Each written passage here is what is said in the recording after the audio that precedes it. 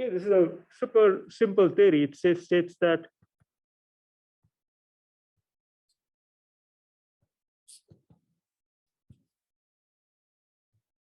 failure occurs when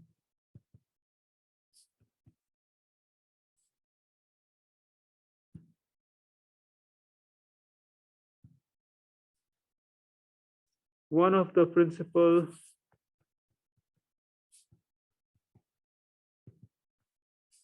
stresses equals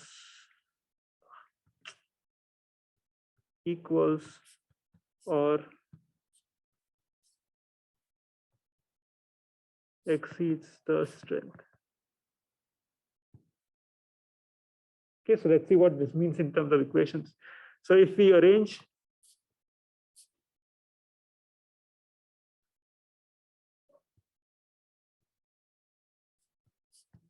the principal stresses as follows, so we just arrange them in the ascending or descending order. Sigma 1 is greater than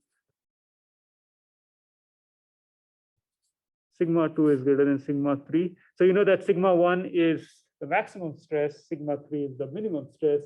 So what you do is, so that's the part where one of the, so this is the principal stresses. Okay, what's the strength? The strength is, we have SUT as the tensile strength, SUC as the compressive strength,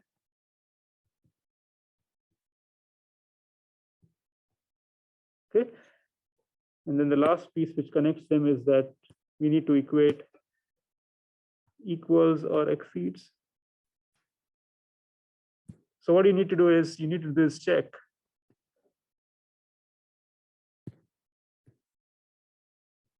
Which is, you will check if sigma 1 is greater than equal to SUT. Now that is assuming that sigma 1 is tensile. Or you would check if sigma 3 is less than or less than equal to SUC, because UC is compressive.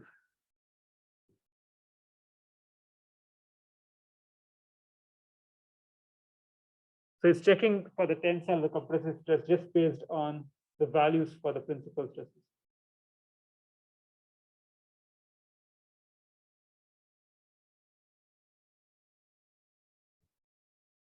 So it's really simple to apply compared to all theories we've seen so far. Once you have the principal stresses, you just find which of those two conditions are true. S1 is greater than SUT, or sigma 3 is less than minus SUC. So if the left one holds, then you'll fail in tension. The right one holds, fails in compression. So brittle materials have different properties in tension and compression. So what we can do is, just like we've shown the failure region for ductile materials, we can draw the failure region for brittle materials, and that's what I'll do next. So for plane stress,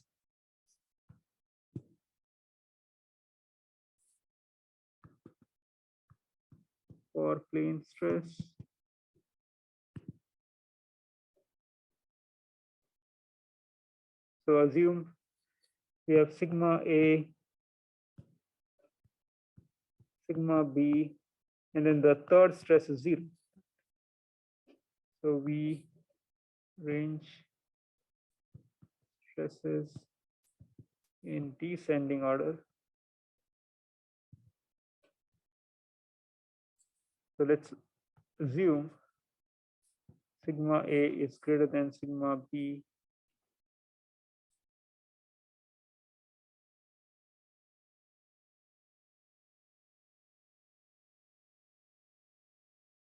Okay, if that's the case, then we have to check S sigma A is greater than equal to SUT, sigma B is less than C.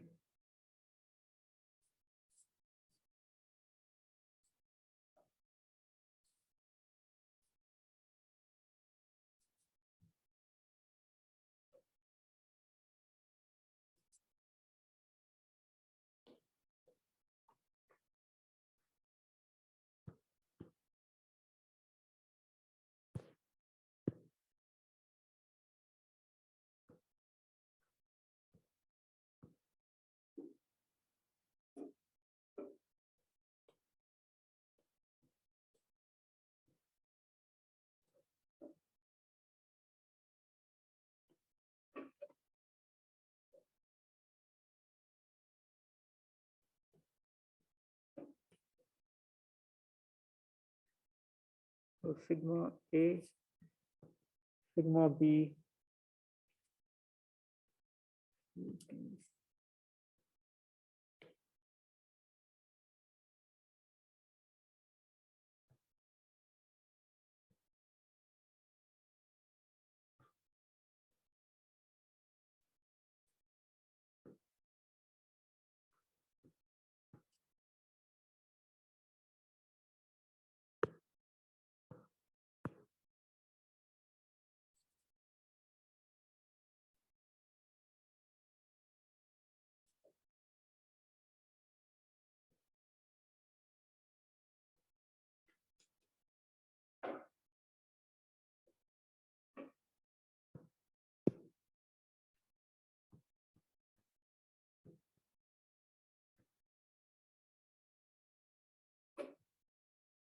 okay, so there's no failure there.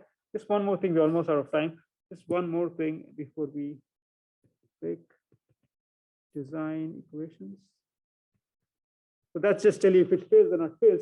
But if you want to use this for design, then you will use the following equation, SUT divided by sigma A, or n equals SUC, or negative SUC divided by sigma.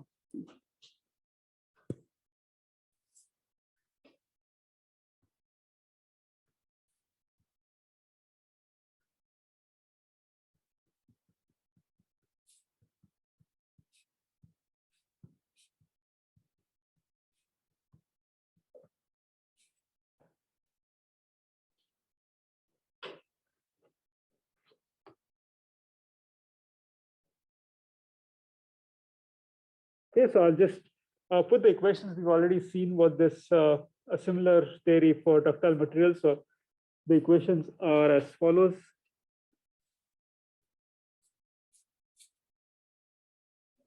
Sigma A equals SUT when sigma A is the maximum of the three stresses. It is sigma A divided by SUT minus sigma B divided by SUC equals 1. And that happens when sigma A is the biggest stress and sigma B is the smallest stress. So in this case, sigma B is compressive. And then the third one is sigma B equals minus SUC. And that's for the case when both stresses are compressive. So 0 is greater than sigma A is greater than sigma B.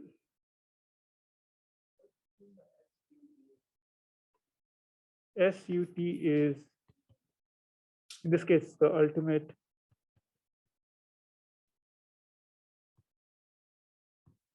strength in tension UC, ultimate strength in compression. Okay, that's a material property. It's the part, it's when we draw the stress strain curve, it's that stress SU. So that's just generic one, but you will have one for tension, one for compression. They're different. Okay, so what does this diagram look like?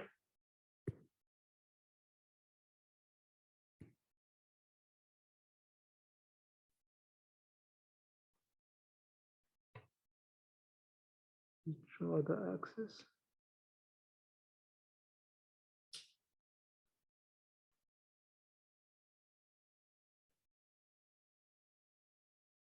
Okay, and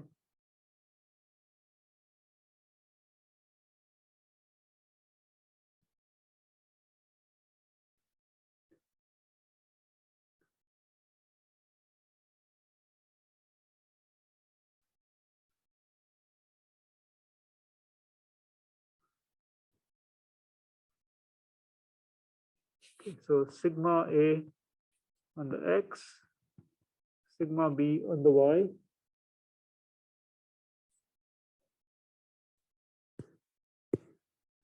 SUT minus SUC C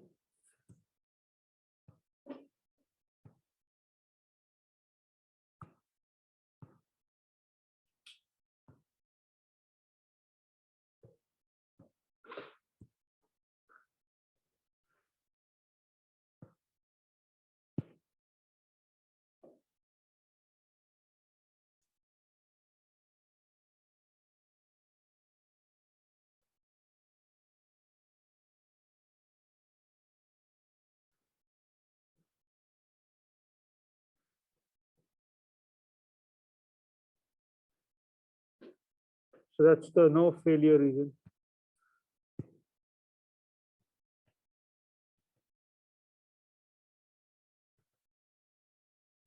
Okay, so as long as you're in that region, you don't expect this material to fail. Okay, that's not new. We've done this. We've seen the same plot for ductile materials.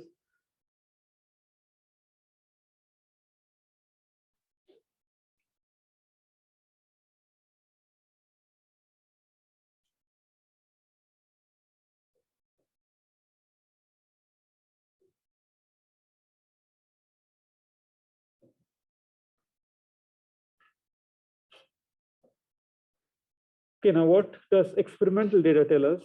If you, this thing, I think they've taken gray cast iron, which is apparently brittle. And they did this experiment where they took a material, and I think these are different compositions of the same one. So they load it till it fails in tension, till it fails in compression. And then they put a dot whatever stress it fails.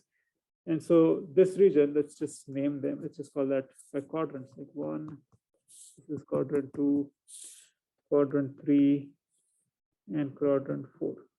Okay, so you can see there's no data for quadrant 2 and 3. There's data in quadrant 1 and 4. Okay, so in quadrant 1, you can see that those dots lie nicely on this line for SUT. This is our maximum normal stress theory, right? So it fails. The failure is predicted well by the maximum normal stress theory. It also is well predicted by, so that's your BCM, Brittle Coulomb Mohr, and then that was the maximum normal stress theory. So you can see that both of them have SUT, and this just says that both these theories, BCM, predict the failure in the first quadrant. So we don't have data in second, third. Let's ignore that. Let's go to fourth quadrant. What we see here is that these data points, just put a different color. These points, maximum normal stress theory. Right, let's look at what its prediction in fourth quadrant is. If you look at the fourth quadrant, it was actually like this, right? So it predicts well. If you look at Brittle Coulomb Mohr, it's sort of sloping in the fourth quadrant. So it's clear that this part is explained by maximum normal stress. This part down here sort of looks like BCM, but not quite, because the BCM line is actually shown in dot. This is the BCM line.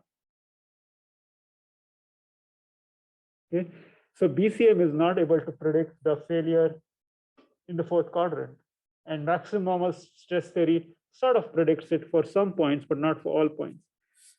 So there is a problem here in this quadrant. So in this quadrant, both theories, BCM and maximum normal stress theory fail. So since they fail, we want to come up with a better theory of failure. And so this is where what is known as the modified Mohr theory comes, which is just an improvement of BCM. Okay, so what you can see here is it sort of follows maximum normal stress here, and then it deviates about here. So that's what, and it actually deviates at SUT. And so that's what you observe, and we're just going to catch that in by modifying the PCM or Brittle Coulomb Mohr theory to account for that. So instead of having the lines which go this way, which is what PCM does, we're just going to let it drop down a little bit and then slope down. So it's really not the modified Mohr theory, which I'm going to write down, is not really based on any fundamental theory, right? The first two are based on fundamental theory, which is saying that maximum normal stress shouldn't exceed the stress, and the other one was based on it was, remember, if you remember that, it was that we took this two circles and then the circles for maximum failure for potential test, compression test, and then we drew the line, and there was a big derivation which came in. It was, I did it for DCM, ductile materials, but the same one is valid for BCM. So that is how that theory comes. It's based on a fundamental thing, right, where you load and you find it. What we're going to see now is just basically look at the data, you just modify the equation. There's no fundamental reasoning behind why those equations are what they are. We just observe that we want to go down and we just do that. Again, that's just to help people to, of course, predict if it fail or not. So the next one is called as the modified Mohr theory. And there's no, as I said, no fundamental aspect to it. So what I want to show you is just a bunch of equations, and we just use those equations to explain that line in the fourth quadrant, but it also takes care of the lines in the first, second, and third quadrant. So here are the equations. Sigma A is SUT.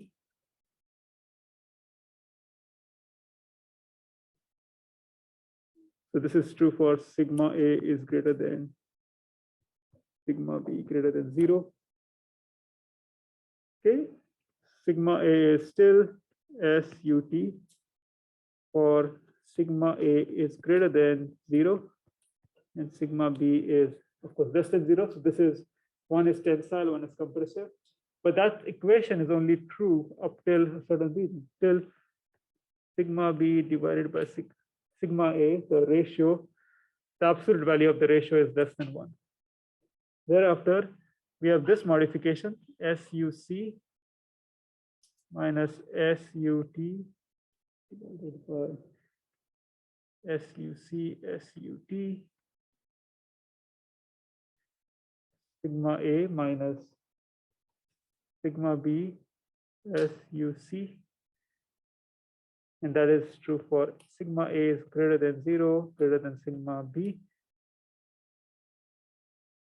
And then the reverse is true, sigma A divided by sigma B, the absolute value, sorry, it might be best to put it this way, sigma B divided by sigma A is greater than 1.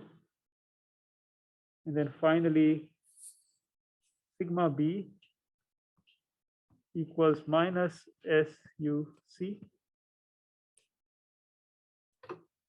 That happens when both stresses are compressive, sigma A, sigma B.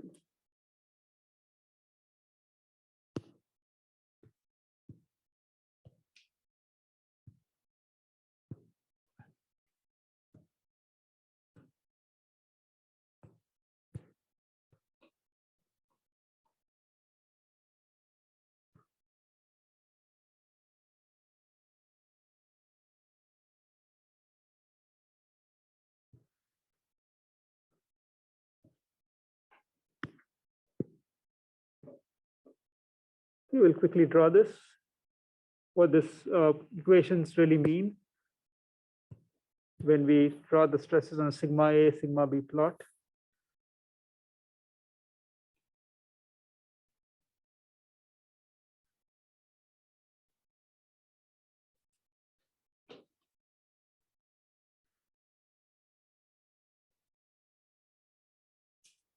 Yes, it keeps going. It's going for a while.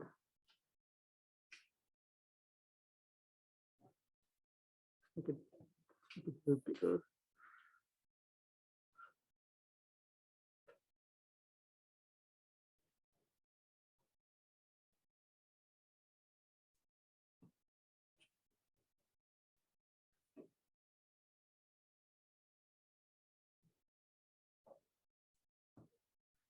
Yes, so mark a couple of things here. All this is SUT.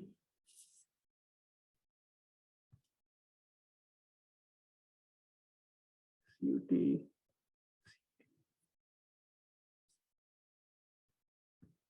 SUT, and this is SUC.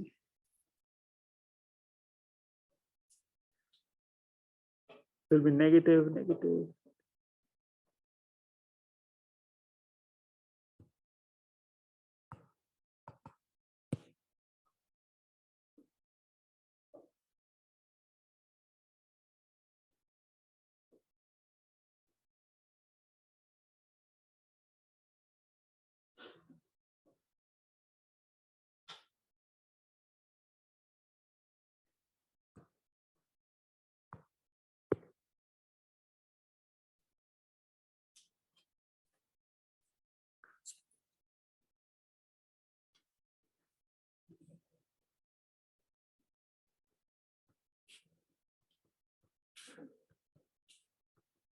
Okay, if you want to relate those equations with this plot, then this is going to be A. This part will be B because it's negative. Sigma B is negative, and that's what it is. But I should have put sigma A here, sigma B there. And so you can see that sigma A is positive, but sigma B is negative. So that should be B. And then C is this line. Then D is this.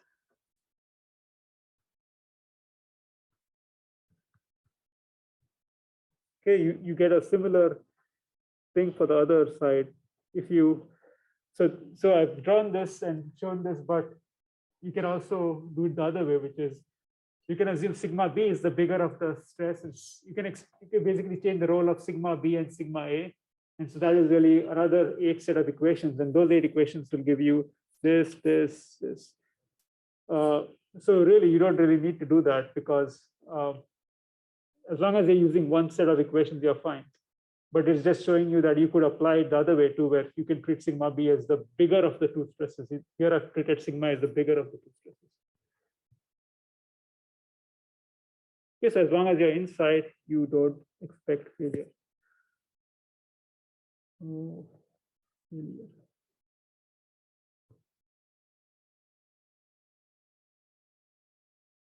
Okay, and then obviously, as expected, if you now take this this particular theory and then put it on that earlier graph I showed you, it perfectly lines up. Well, not perfectly, but better than the other two. So here we have this line, and then it goes all the way down, and then takes a turn here. Same here. So you can see that it is able to predict these points as well as these points. That is your modified Mohr theory. Okay, so that's a good theory, and you should use it for brittle materials. That's what this tells us, at least for gray cast iron data.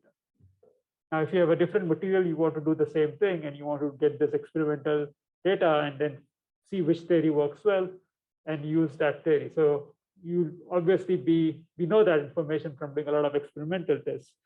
And that once you know that, you can then go ahead and design the machine element. Now, let's do a problem. That would be the last thing we do in this chapter, almost done. And what I did was I just took the same problem as before. Okay, it's the same problem in the sense the loading is the same. We just change the material from ductile to brittle.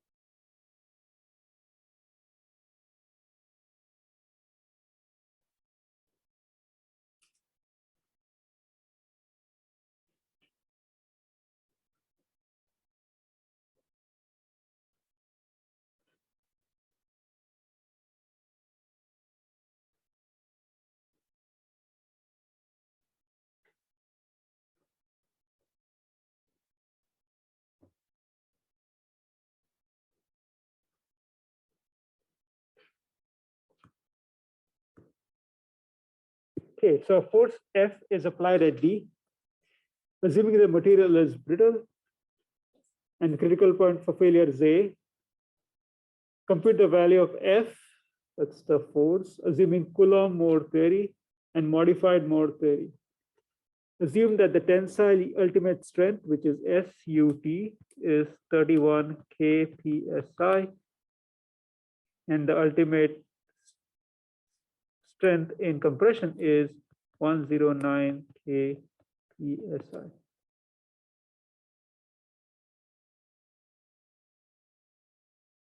Okay, remember that we have these bunch of equations for modified Mohr and brittle Coulomb Mohr, and all those equations are functions of sigma A and sigma B.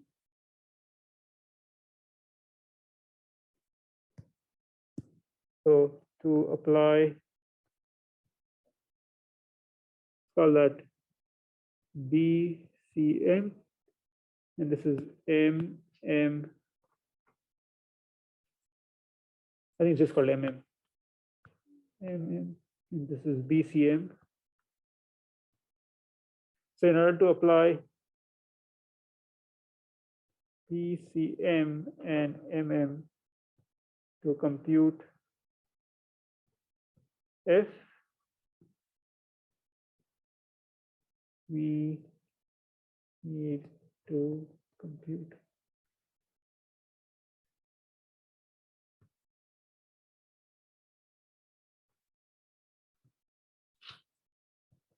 the principal stresses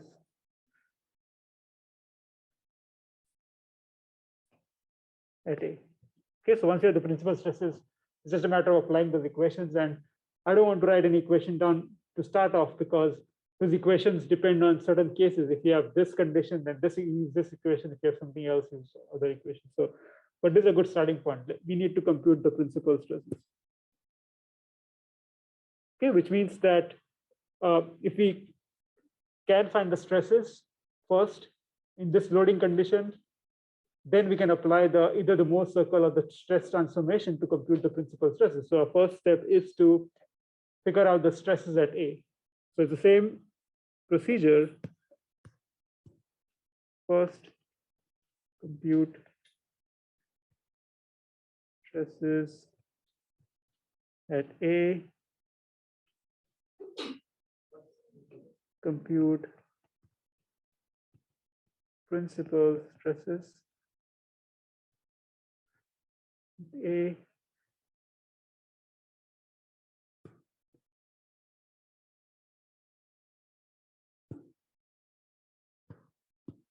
and then third by either BCM or MM to compute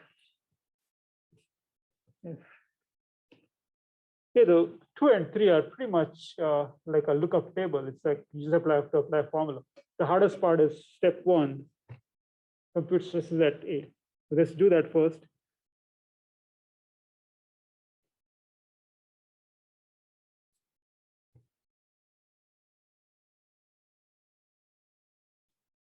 And then P2 and 3 should be fairly straightforward.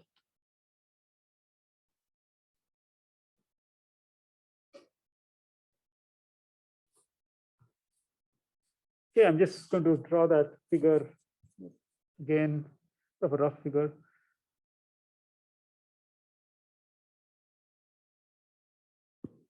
So shaft.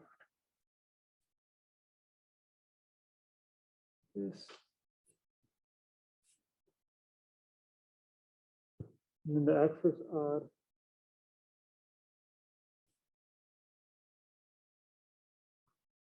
X, Y, Z. Okay. And then, as I said, there's an ambiguity in the figure. It's not clear if they meant A is here or A is down there. Just said it's A there. Between the two, we need to choose which point is more critical. The shaft of smaller diameter is the more critical one because The smaller the diameter, bigger is the stress, because we've seen that normal stress is inversely proportional to D, as well as the shear stress inversely proportional to D. So we'll use, this is the critical point, which is, by the way, A. So on A, we can draw the stresses. And remember that A is right on top. So there is a stress sigma X, sigma Z, and then of course tau Zx and tau Xz, which are the same.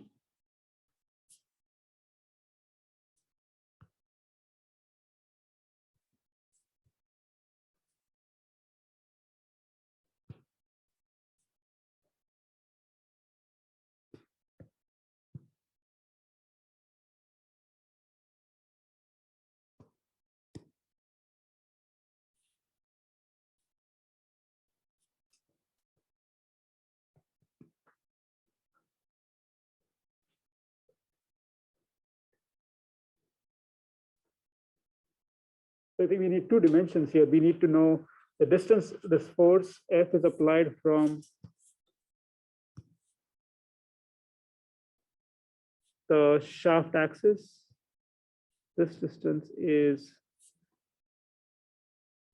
15 inch.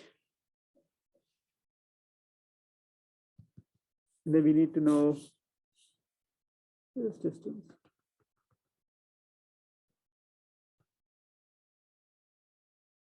That is 12 plus 13.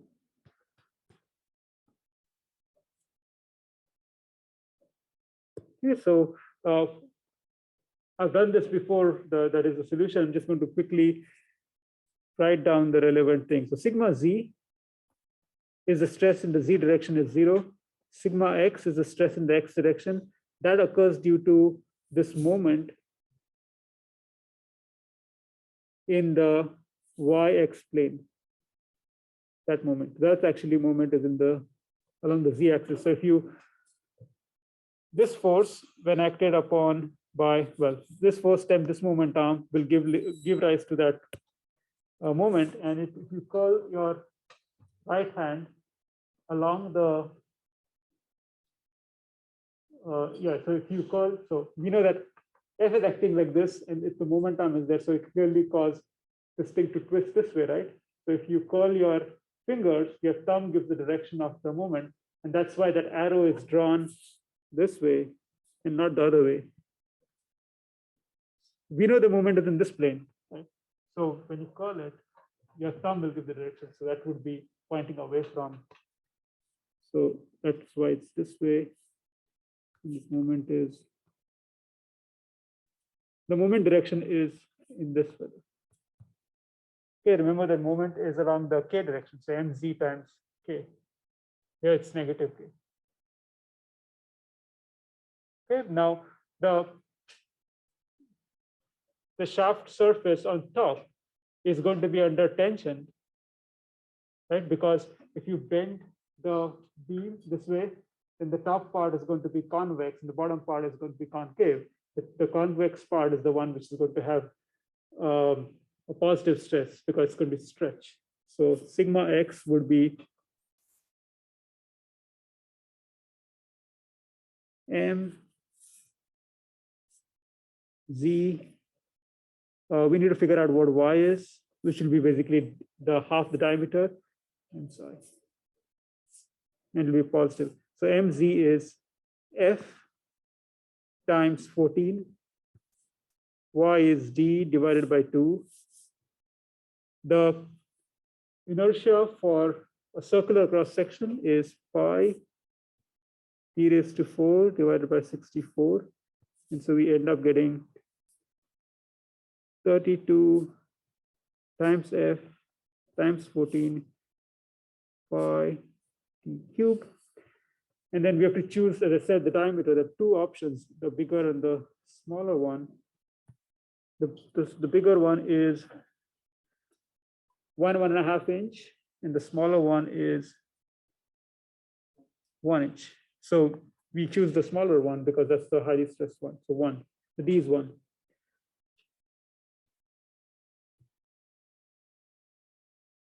This is 1 inch. So you can compute that value. It comes out to be 142.6 F.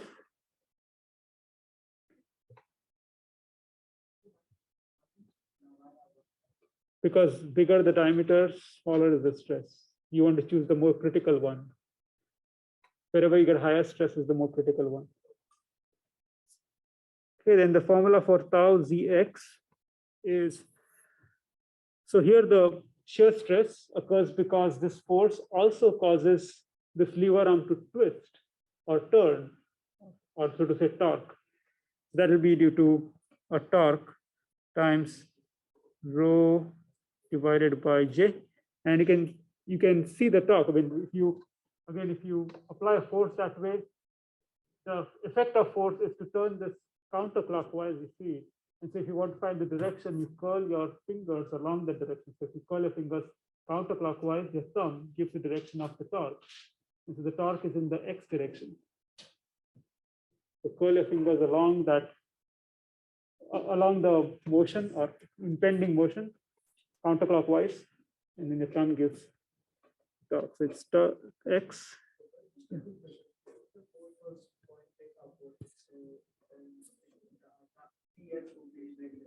Right, it will be, yeah. So Tx here would be Tx I, and if it was the other way, it would be minus Tx.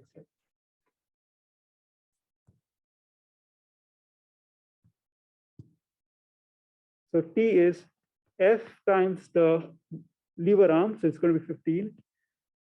D, the rho is the radius in this case because it's going to be the outer area. A is on the outer area of the outer surface of this small diameter shaft. The polar moment of inertia is pi d raised to 4 divided by 32. So this is 16 F times 15 divided by pi d cubed. T is 1 inch. And that comes out to be 76.4. So this completes part 1, which was computing the stresses. We've computed all 3 stresses. The second step is to compute sigma A, sigma B. Okay, that's a formula which will be given sigma x. So I'm just going to replace y with z because there's no sigma y. This is a plane stress problem in the xz plane.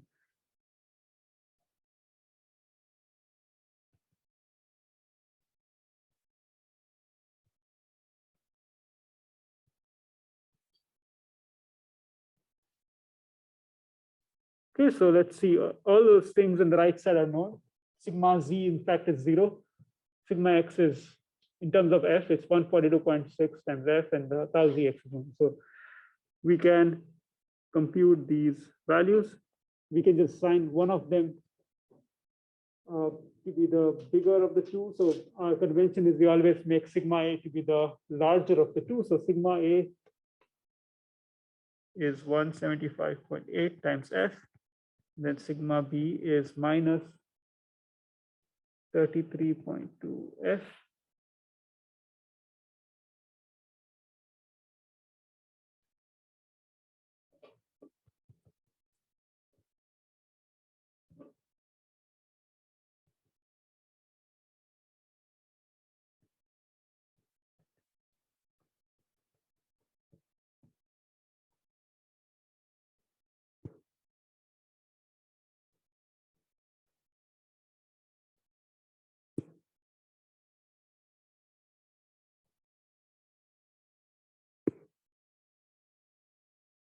So you can look at the conditions, but here it might just be easier to look at where exactly the stress would be, right?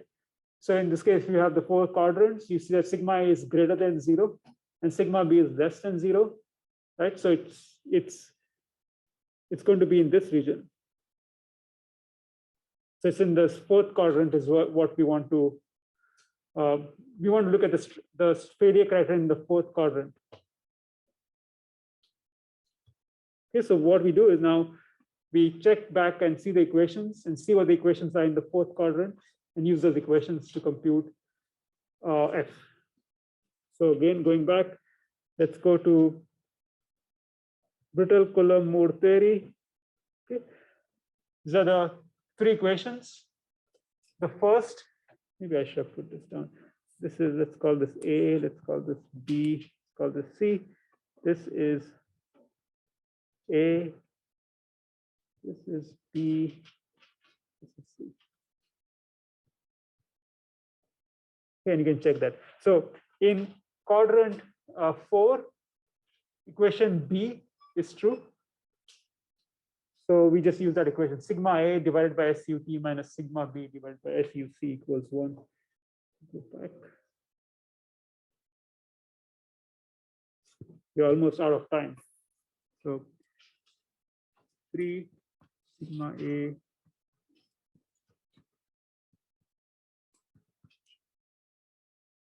okay, then I'll fill the dots, but let me just finish the last part.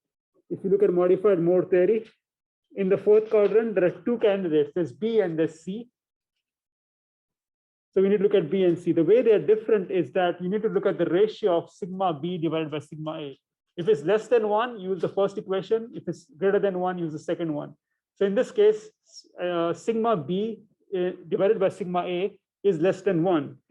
It's 33 divided by 170, something like that. So we need to use sigma A equals FUT. So this is PCM. From that, F comes out to be something which I'll write down. Sigma is SUT. This is using MM. Okay.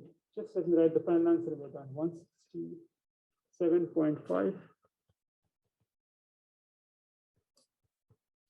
And then from here, F equals 176 should be LBF.